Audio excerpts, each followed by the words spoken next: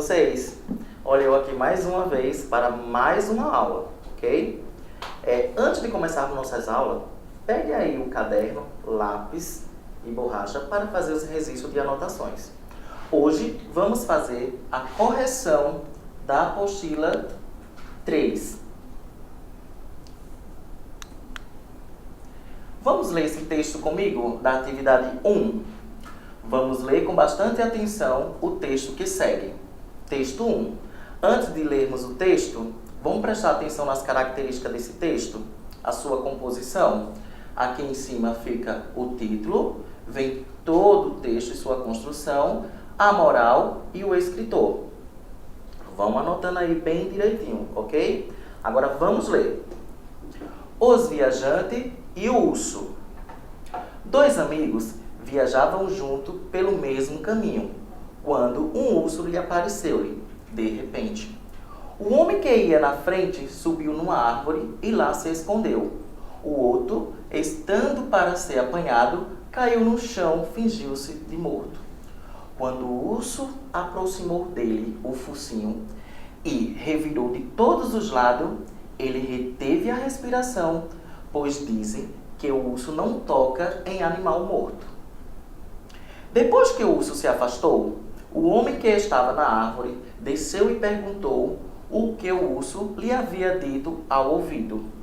E o outro disse: ele me aconselhou a não mais viajar daqui para frente com aqueles amigos que não ficam por perto na hora do perigo. Moral. A moral da história: a desgraça põe à prova os verdadeiros amigos. O escritor Esopo.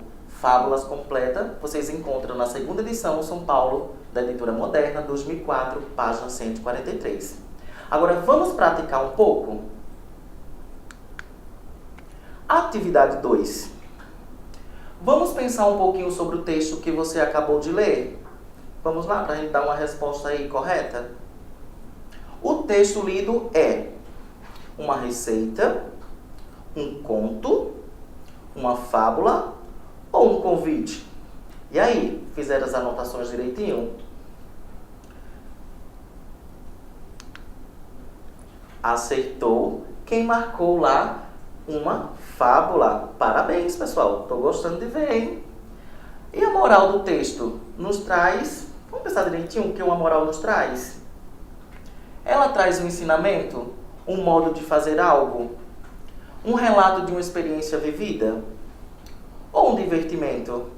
E aí, vocês conseguem dar essa resposta? Vamos lá? Muito bem! Quem acertou aí, né, que geralmente a moral traz um ensinamento. Não é isso? Uma outra moral possível para o texto, os viajantes e o urso, vamos pensar aí direitinho, que moral seria possível encaixar nessa fábula? Quem com ferro fere, com ferro será ferido. Quem ama o feio, bonito lhe aparece. Os amigos verdadeiros só estão conosco nos bons momentos.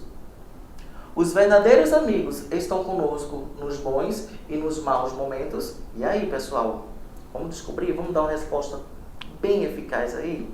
Pensa direitinho comigo, ok? Acertou quem diz aí, que os verdadeiros amigos estão conosco nos bons e nos maus momentos. Na atividade 3, o texto 1 tem características próprias que facilitam sua identificação. Preencha o quadro para encontrar essas características. Observa bem o quadro, pessoal. Aqui, nesse quadro, né, temos o título, personagem e moral. A gente está se referindo ao texto que acabamos de ler, ok? Vamos lá descobrir qual o título da fábula que acabamos de ler. Os viajantes e o urso. Muito bem. Quais são as personagens? Os amigos e o urso. E a moral? Alguém lembra da moral? As desgraças põem à prova os verdadeiros amigos. Muito bem, pessoal. Vamos dar seguimento aí à nossa aula, ok? Atividade 4. Vamos reler esse trecho do texto? Dois amigos viajavam junto pelo mesmo caminho, quando um urso apareceu-lhe de repente. Olha aqui, pessoal, a gente já teve essa aula anterior, né? Estamos falando de pronomes. O pronome destacado refere-se à palavra dita anteriormente. Fique atento.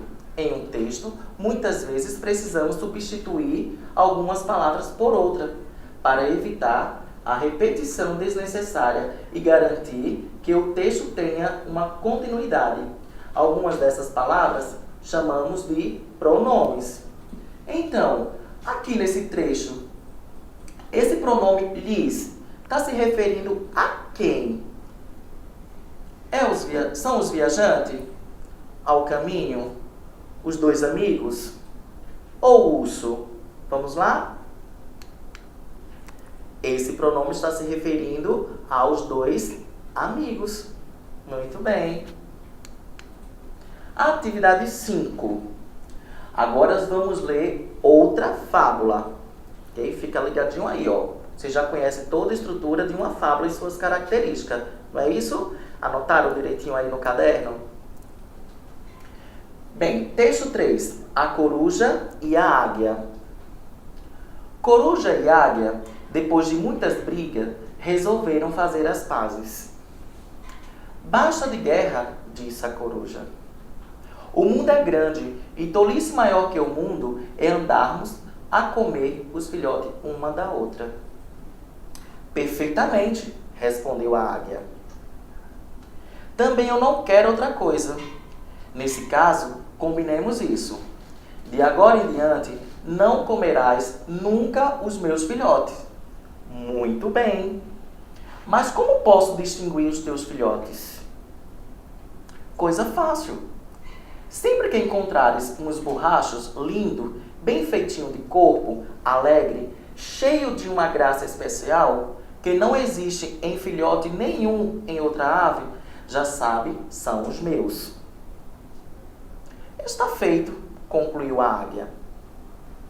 Dia depois, andando à caça, a águia encontrou um ninho com 3 monstrengos dentro, que piava de bico muito aberto. Horríveis, bicho, disse ela. Vê-se logo que não são os filhos da coruja, e o comeu. Mas eram os filhos da coruja. Ao regressar à toca, a triste mãe chorou amargamente o desastre e foi ajustar a conta com a rainha das aves. Que? Disse esta admirada. Eram teus filhotes, aqueles monstrenguinhos? Pois não se parecia nada com o retrato que deles me fizeste. Moral da história. Para retrato de filho, ninguém acredite em pintor pai. Já diz o ditado, quem ama o feio, bonito lhe aparece. Essa fábula é de Monteiro Lobato, São Paulo, brasiliense, sem edição, 20ª edição. Atividade 6. Você sabe que toda fábula possui uma moral. Escreva a moral da fábula, a coruja e a águia. E aí, vocês anotaram direitinho qual era a moral da fábula que acabamos de ler? Vamos lá? Vamos reescrever? Para retrato de filho, ninguém acredita em pintor pai. Já diz o ditado, quem ama o feio, o bonito lhe aparece. Agora encontre o ensinamento que esta fábula nos transmite. Vamos lá? Pensa direitinho comigo aqui. O amor transforma nosso jeito de enxergar a beleza. Quando gostamos de alguém, devemos aceitar os seus erros. Só devemos amar pessoas fisicamente bonitas. O amor torna as pessoas mais egoístas. E aí, pessoal, qual dessas 4 opções aí transmite o ensinamento? Vamos lá? Vamos descobrir?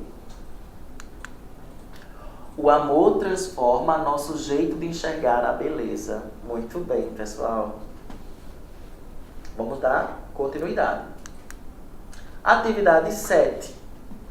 Enumere os fatos de acordo com a ordem que ocorreram. Presta atenção, lembra lá da história que a gente acabou de ler? A coruja e a águia? Então, vamos ver agora lá, tá? Observar direitinho os fatos, os momentos que ocorreram, para a gente conseguir enumerar aqui essa coluna, ok? Vamos lá. Dia depois, andando à caça, a águia encontrou um ninho com 3 monstrengos dentro, que piava de bico muito aberto. E aí, qual foi essa situação? Vamos descobrir? Muito bem, parabéns aí quem anotou, né? Essa foi lá a opção 3, né?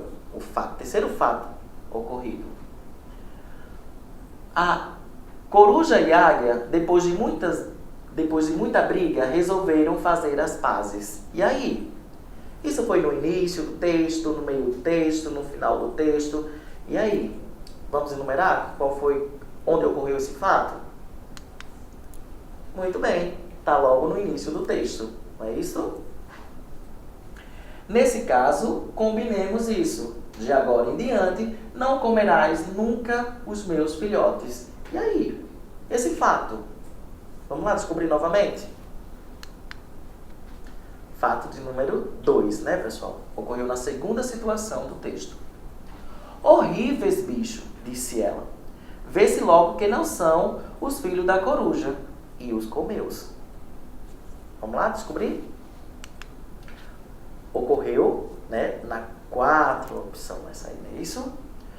Mas eram os filhos da coruja. Ao regressar à toca, a triste mãe chorou amargamente o desastre e foi ajustar a conta com a rainha das aves. E aí, finalizar aí, preencher esse quadro. Vamos lá? Isso, finalizando já o texto, né, pessoal? Muito bem, parabéns para vocês. E o que aprendemos hoje? Vamos lá? Vamos recapitular? Gênero textual fábula e suas características. E também falamos do pronomes. Lembra dele? O lhes? Então, pessoal, por hoje é só. Até o próximo encontro.